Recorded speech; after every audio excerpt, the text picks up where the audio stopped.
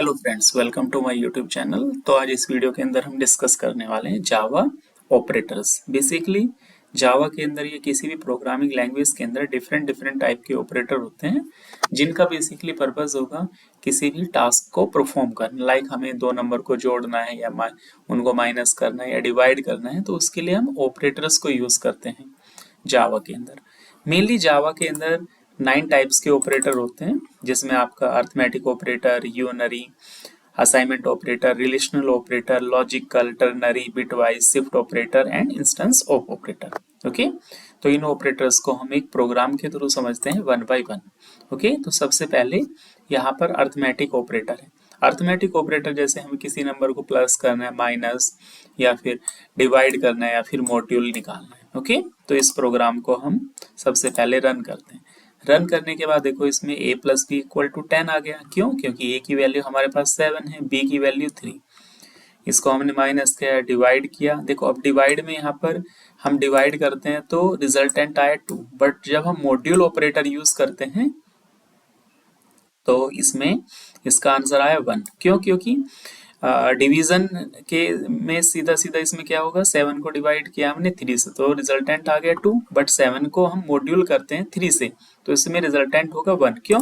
क्योंकि मॉड्यूल के केस में रिजल्टेंट हमारा होता है जो रिमाइंडर बचेगा कि 7 को हमने मल्टीप्लाई किया, 7 को हमने डिवाइड किया 3 से, तो इसमें मॉड्यूल ऑपरेटर हम यूज करते हैं तो इसमें रिमाइंडर बचेगा 1।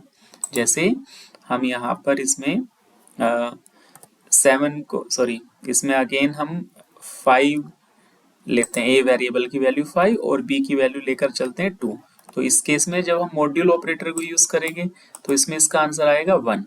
ओके, क्योंकि इसमें रिमाइंडर बच रहा है 1। ओके, तो ये है हमारा अर्थमेटिक ऑपरेटर। उसके बाद नेक्स्ट है इसमें असाइनमेंट ऑपरेटर। असाइनमेंट का मतलब क्या होता है कि हम किसी भी वैल्यू को असाइन करते हैं दूसरे वेरिएबल के अंदर। जैसे हमने यहाँ पर different plus equal to, minus equal to, multiply equal to, then divide equal to, module equal to. तो देखो यहाँ पर हमने प्लस इक्वल टू लिखा है, इसका मतलब ये होता है सिंपल कि 3 की वैल्यू, 3 की वैल्यू इस f वेरिएबल के अंदर असाइन भी होगी एंड प्लस भी होगी।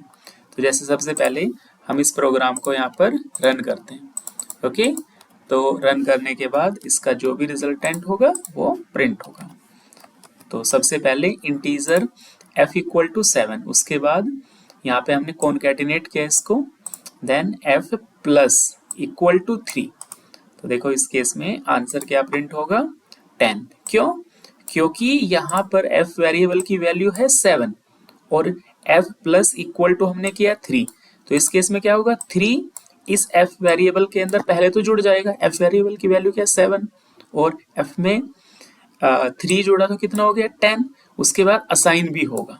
इन केस जैसे हम इसको करते हैं माइनस, तो माइनस के केस में क्या होगा, f वेरिएबल की जो भी वैल्यू है उसमें से 3 माइनस होगा और f वेरिएबल में असाइन भी होगा। ओके, तो अभी इसका रिजल्टेंट क्या होगा 4। ओके, इन केस यहाँ पर हम मॉड्यूल ऑपरेटर यूज करते हैं, तो मॉड्यूल ऑपरेटर जैसे हम लिखेंगे तो इस केस में क्या होगा, f डिवाइड होगा 3 से, इट मीन्स 7 डिवाइड होगा 3 से और मॉड्यूल कितना बचेगा इसमें 1। तो ये है हमारा असाइनमेंट ऑपरेटर। ओके, उसके बाद हम बात करते हैं लॉजिकल ऑपरेटर की। लॉजिकल ऑपरेटर जैसे हम एंड यूज करते हैं और नोट यूज करते हैं। ओके, ये ऑपरेटर्स कौन से होते हैं, लॉजिकल ऑपरेटर। तो इसमें जैसे सबसे पहले इसमें एंड हमने लिखा, एंड का मतलब क्या होगा, x एंड y वेरिएबल दोनों वेरिएबल की वैल्यू ट्रू है तो उस केस में ट्रू रिटर्न होगा। जैसे यहाँ पर हमने इसको कमेंट किया। ओके, यहाँ पर x वेरिएबल की वैल्यू है ट्रू बट y वेरिएबल की वैल्यू है फॉल्स, तो इस केस में क्या प्रिंट होगा, फॉल्स, क्योंकि हमने एंड यहाँ पर यूज किया है। इन केस यहीं पर हम इसमें और साइन यूज करते हैं, और साइन यूज करते हैं तो और के केस में क्या होगा, कम से कम एक ट्रू होना चाहिए, तो रिजल्टेंट होगा ट्रू। ओके, तो x और y equal to true. In case हम y वेरिएबल की वैल्यू को भी ट्रू करते हैं तो इस केस में अभी भी ट्रू प्रिंट होगा। क्यों? क्योंकि और में कंडीशन होती है कि सिर्फ एक वैल्यू ट्रू होनी चाहिए, बट अभी हम यहाँ पर एंड ऑपरेटर यूज करते हैं तो इस केस में क्या होगा, ट्रू आएगा। क्यों? क्योंकि x वेरिएबल की वैल्यू भी ट्रू है एंड y वेरिएबल की वैल्यू भी ट्रू है। उसके बाद इसमें है नोट ऑपरेटर, यहाँ पर हमने लिखा है नोट एक्स। इसका मतलब ये होगा कि जो भी एक्स वेरिएबल की वैल्यू है, एक्स वेरिएबल की वैल्यू क्या है हमारे पास, ट्रू, बट नोट के थ्रू क्या होगा, इसका जो रिजल्टेंट है वो आएगा फॉल्स। मतलब इसकी ये कंडीशन को रिवर्स करता है, बट इसका मतलब ये नहीं है कि ये एक्स वेरिएबल की वैल्यू को भी चेंज कर देगा। एक्स वेरिएबल की वैल्यू सेम रहेगी, एक्स वेरिएबल में कोई भी चेंजेस नहीं होगा, नोट के थ्रू सिर्फ कंडीशन रिवर्स होगी। देखो यहाँ पर नोट एक्स लिखा है, तो एक्स वेरिएबल की वैल्यू क्या है हमारे पास, ट्रू, बट यहाँ पर लाइन नंबर 9 में क्या प्रिंट हुआ है, फॉल्स, क्योंकि नोट हमने लिखा है, बट एक्स वेरिएबल को जब हम प्रिंट कराएंगे ना, इस नोट स्टेटमेंट के बाद एक्स वेरिएबल की वैल्यू अभी भी ट्रू रहेगी। तो नोट के थ्रू वैल्यू में कोई चेंजेस नहीं होगा, सिर्फ जो कंडीशन है वो रिवर्स होगी। ओके, ये है लॉजिकल ऑपरेटर। उसके बाद relational operator, relational like less than, greater than. देखो यहाँ पर मैंने लिखा है ग्रेटर देन, ओके, ए ग्रेटर देन बी। तो ए की वैल्यू क्या है हमारे पास 10, बी की वैल्यू क्या है हमारे पास 3। तो ए ग्रेटर देन बी, ए की वैल्यू बी से बड़ी है, यस है, तो इस केस में क्या प्रिंट होगा, ट्रू प्रिंट होगा। देखो सबसे पहला स्टेटमेंट। बट यहाँ पर लेस लिखा है तो उस केस में क्या होगा, फॉल्स, क्यों, क्योंकि ए की वैल्यू बड़ी है। यहाँ पे लिखा है ग्रेटर देन और इक्वल टू, इसमें दोनों कंडीशन चेक होती है। जैसे हम बी वेरिएबल की वैल्यू भी 10 लिख देते हैं, तो इस केस में क्या होगा, यहाँ पर ट्रू आएगा। देखो इस केस में तीसरे वाली लाइन के लिए क्या प्रिंट हुआ है, ट्रू, बट फर्स्ट लाइन में फॉल्स प्रिंट हुआ है, क्यों, क्योंकि ए की वैल्यू बी से बड़ी नहीं है, वो बराबर है। तो बराबर के केस में हम greater than equal to use करेंगे and less than equal to. Double equal का मतलब क्या होता है कि ये दोनों वैल्यू बराबर है या नहीं है। इसका मतलब क्या होगा, नॉट इक्वल टू, कि ए वेरिएबल की वैल्यू सी के बराबर, ए वेरिएबल की वैल्यू सी के बराबर नहीं है, तो इस केस में क्या होगा, नॉट। तो ये है हमारा रिलेशनल ऑपरेटर। उसके बाद ternary operator.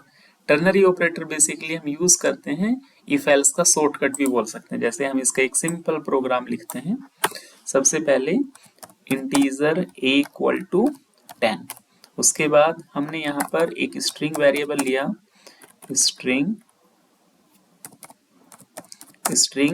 b equal to, हमने सबसे पहले इसमें राइट किया a less than equal to 10, a less than equal to 10, sorry, a less than equal to 10। उसके बाद टर्नरी ऑपरेटर का साइन क्वेश्चन मार्क, और यहाँ पर हम दो कंडीशन लिखनी होती है हम लोगों को। जैसे सबसे पहले मैंने लिखा a, उसके बाद colon, double quote, capital B. तो अब देखो टर्नरी ऑपरेटर इंटरनली काम कैसे करता है। सबसे पहले हमारे पास ये कंडीशन होगी, कोई भी कंडीशन हो सकती है ये, इस कंडीशन का रिजल्टेंट होगा वो ट्रू या फॉल्स में आएगा। जैसे यहाँ पर लिखा हमने a लेस देन 10, a की वैल्यू 10 से छोटी है या बराबर है, तो बराबर है यहाँ पर, तो इस केस में रिजल्टेंट क्या होगा, ट्रू। तो अब ट्रू है इसका मतलब क्या है, क्वेश्चन मार्क के बाद जो हमने फर्स्ट कंडीशन लिखी है, इट मींस डबल कोट में a, तो ये डबल कोट में a रिटर्न होगा b वेरिएबल के अंदर, एंड इस b वेरिएबल को हम प्रिंट करते हैं। ने यहाँ पर प्रिंट कर लिया इस तरीके से। इन केस यहाँ पर a वेरिएबल की वैल्यू हम चेंज नहीं करते हैं, बट कंडीशन चेंज करते हैं, a less than equal to 11, तो ये कंडीशन अभी है फॉल्स, फॉल्स होगी तो उस केस में क्या होगा, जो कोलन के बाद मैंने सेकंड स्टेटमेंट लिखा है, इट मींस डबल कोट में b, वो प्रिंट होगा। देखो ये आगे, सॉरी, इसको हाँ लेस है अभी, इसको हम करते हैं इस तरीके से, अभी होगी कंडीशन ये फॉल्स, तो इस केस में कंडीशन फॉल्स है तो क्या प्रिंट हुआ बी। अब देखो यहाँ पर जो डबल कोट में ए, डबल कोट में बी लिखा है, इसको हम चेंज भी कर सकते हैं। जैसे मैंने लिख दिया यहाँ पर 21 एंड 22, तो इस केस में क्या होगा, जो रिजल्टेंट है हमारा वो क्या है, 21 या 22, इट मींस इंटीजर, तो इस वेरिएबल को बनाना होगा एज ए इंटीजर।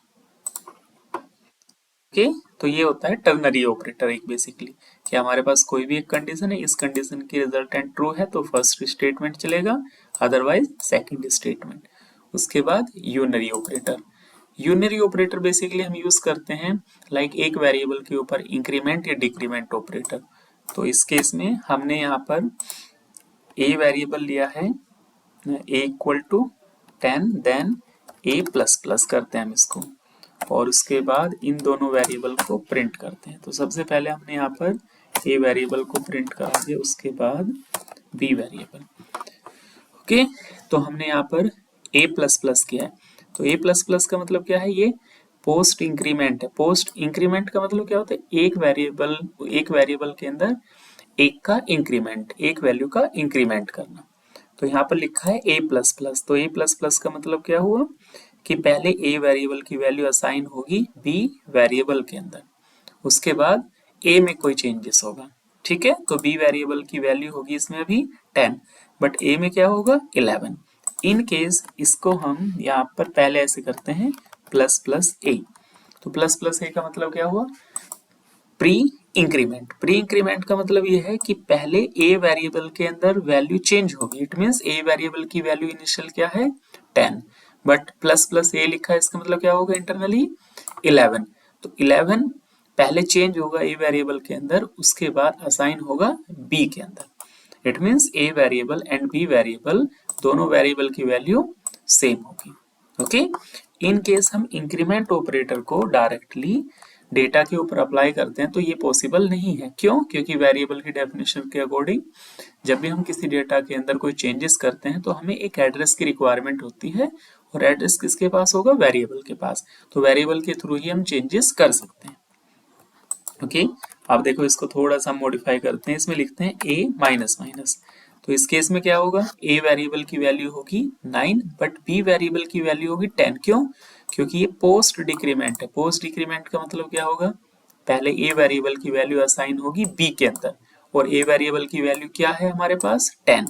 तो 10 पहले असाइन होगा b वेरिएबल के अंदर, तो b वेरिएबल की वैल्यू होगी 10, बट असाइन होने के बाद a के अंदर चेंजेस होगा, और a के अंदर 1 का डिक्रीमेंट होगा। 1 का डिक्रीमेंट हुआ तो ये वेरिएबल की वैल्यू क्या होगी 9। तो अभी a वेरिएबल की वैल्यू इस केस में 9 होगी एंड b वेरिएबल की वैल्यू 10। इन केस इसको हम इस तरीके से लिखते हैं माइनस माइनस a। तो इसमें a वेरिएबल की वैल्यू अभी 10 है, बट इसमें डिक्रीमेंट लिया हमने प्री डिक्रीमेंट। तो प्री डिक्रीमेंट का मतलब ये होगा पहले a वेरिएबल की वैल्यू चेंज होगी। a वेरिएबल की वैल्यू चेंज होगी, इसका मतलब क्या है, इसमें a वेरिएबल की वैल्यू होगी 9, और 9 असाइन होगा b वेरिएबल के अंदर। It means a variable and b variable दोनों वेरिएबल की वैल्यू क्या होगी 9। ओके, तो ये है ऑपरेटर के बारे में एक छोटा सा डिस्क्रिप्शन। इन केस आपको कोई भी डाउट क्वेश्चन है तो आप कमेंट सेक्शन में जाके इसको इससे रिलेटेड कोई भी डाउट क्वेश्चन पूछ सकते हो। Okay, thank you so much.